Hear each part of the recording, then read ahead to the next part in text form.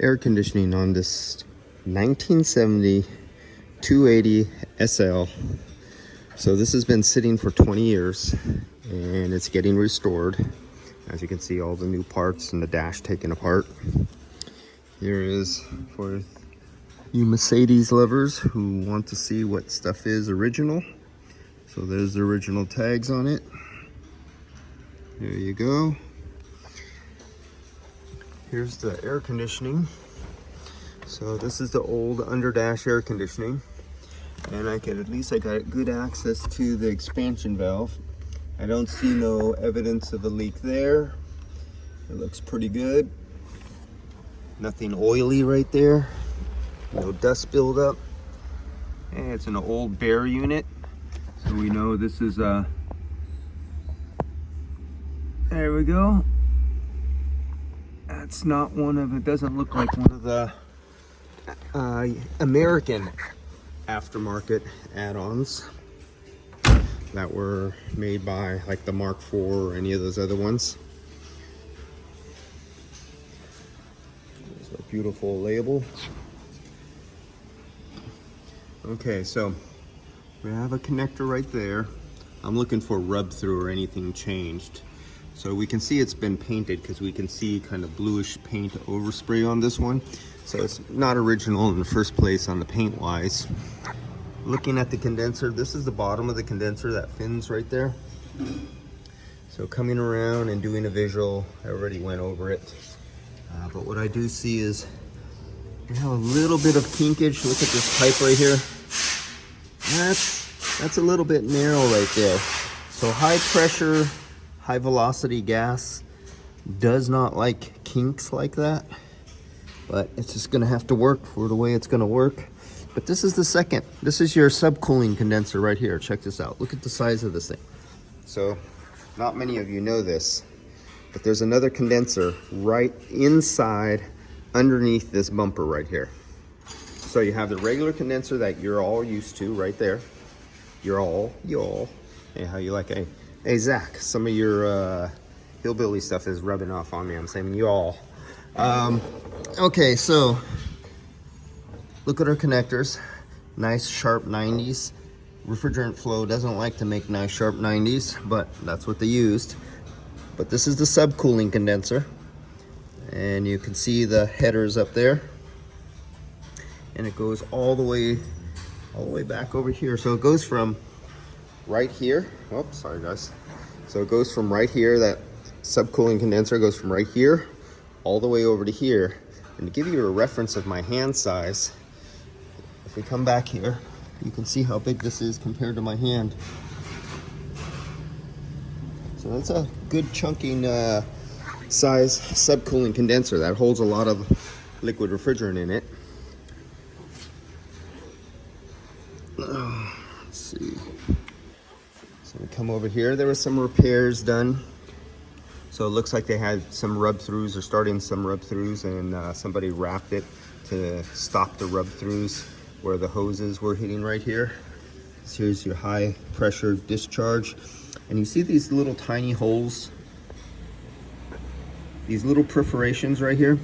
So usually when they get really old and if they're really crispy inside, you can squirt your leak detectant soaping bubbles on this, and you might see little tiny bubbles come out of those holes. And that's refrigerant leaking through the inner liner, because this is not barrier hose. This hose was in the early years before they made barrier hose. And you could put your leak detector at these little holes. You might pick up leaks right there. It still has the old compressor on it. I can see that sucker down there. You see that fitting right there? It's not covered. A little oil around it. There's our high side fitting, I think, or is it that our low side? That's our high side fitting. Oh, I can't even tell. I can barely see where anything goes. There's high side, high side. Yeah, the upper one is the high side. That lower one down there is the low side one right there. That's the low side one. So we have a low side fitting here. You can see this little repair doohickey done right here. This is old school, back in 1970s. when I was working with my dad in the 70s and the 80s. This is the kind of repair jobs most people would do. We had crimpers too, but if it was a quick emergency and it was an old junker, you'd do something like this. Otherwise, you do factory crimps. We did factory crimps almost everything. You usually don't do this. You see how this goes like this? And then it U's around like this, and then it U's around and goes into that. So usually you won't do that. Usually this should probably lay over right here and come straight, right in out of the evaporator. Old receiver dryer. They were sometimes would leak here. I wonder if it has the copper washers on it as washers made out of copper. Here, that was very common. So I checked this to see if it had any refrigerant in it, and it has no refrigerant in it. I could depress the valve here, and there's nothing. So what I'm going to do, I'm not going to come back to this vehicle until next Monday, but I'm going to put like 150 psi of nitrogen in here, dry nitrogen, so I could test it over the weekend and see if it holds its test over the weekend. So that's what I'm doing on this vehicle, and there's many more in here. As you can see, there's no shortage of nice old cars in this place. And right now I'm doing a recovery on that old one. This is going to be a street racer. Now that's another special rare one right there. I'll get over to that one. I'll be doing the AC on that one too. This is more of your street racer. No interior. This is getting as light as possible. He's making this into not a street racer. This is going to be a track car. So he's lightening it up. He already has the special struts in there, the big strut bar. The sway bar is a heavier sway bar. You got your struts, solid bushings in the back. This thing will knock your fillings out if you go on a long ride on bumpy roads. And so that's what this car, he's just gonna take out everything to do with the air conditioning, all the pipes, hoses, to make the vehicle as light as possible. Everything is getting stripped out, down every gram. Get every gram off the car, make it as light as possible. So that's what that one's gonna be. So there's gonna be no AC on that one. This one's gonna be next Monday. We'll be coming up to this one. And this has dual air conditioning. Years ago, I released videos. I never released all the videos because I think it was even before I started posting on YouTube. I had several of these vehicles. They have air conditioning in, let's see if we could see back there. They have air conditioning in the rear. Nope, it's locked.